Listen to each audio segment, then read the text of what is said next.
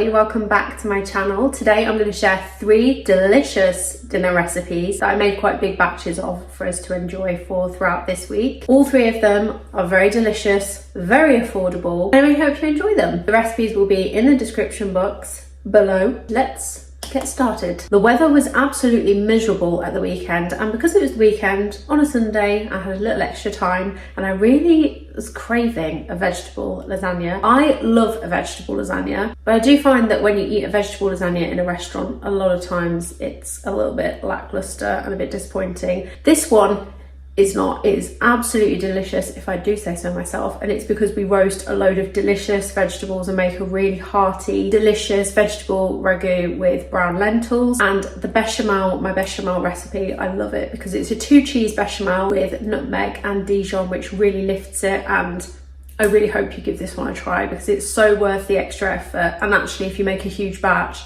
it gives you a few meals throughout the week, so it really is worth the effort. So the base of this lasagna is going to be an assortment of roasted vegetables, including red onion, peppers, mushroom, aubergines and lentils. You can be quite relaxed with the chopping here. A nice rough chop is good so that you still have a little bit of texture in the ragu. Then toss all of those vegetables with some garlic, seasonings, olive oil, lots of salt. And we're also going to add in some tinned brown lentils for our protein and to add a bit of body to the ragu as well. You want to get a nice amount of char on these vegetables for extra flavour. So roast them until they're really nice and charred and kind of crispy and really nice and roasted. And just don't be afraid of the seasoning. Season generously, season to taste. And you can really experiment with seasonings, dried herbs. But one thing I really recommend sticking to in terms of my recipe for this lasagna is with the bechamel, to make it a 2 cheese bechamel with a really nice strong cheddar and mozzarella blend. Season generously with salt and pepper, and the 2 magic ingredients, grated nutmeg and Dijon mustard, really lift a bechamel. It makes such a difference to the finished dish, and I'd really recommend adding those 2 things in specifically. As you can see, the vegetables are really lovely and roasted and charred,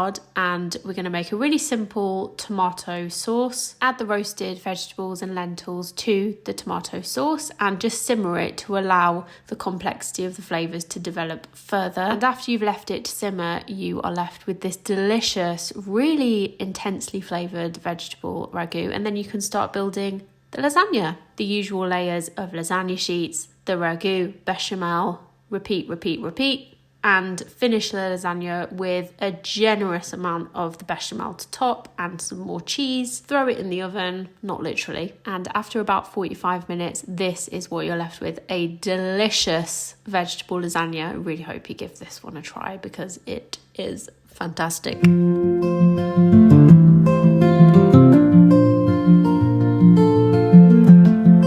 Dinner I made this week was largely influenced by the fact that I had very limited energy, but I wanted something comforting and really wholesome, but also very easy and simple. And when I want simple, easy, nourishing, hearty food, I tend to go for some kind of bean stew. So that's what I went with here, a really delicious coconutty cannellini bean stew. And to top it, I crisped up some halloumi and then glazed it with this jalapeno jam that I found in the shop. Thought that would be lovely. And it was. The stew is very easy. It's just a simple base of onion, garlic, ginger, coconut, your beans, a little bit of stock, soy sauce, freshly chopped coriander. Very simple, straightforward. Top it with that crispy, sticky, spicy, sweet halloumi, and you can enjoy this bowl as is, or you can serve some flatbread on the side as well. Love this recipe, and it's a really good one for meal prep because you can make the stew for throughout the week and then just re-crisp the halloumi up in your air fryer.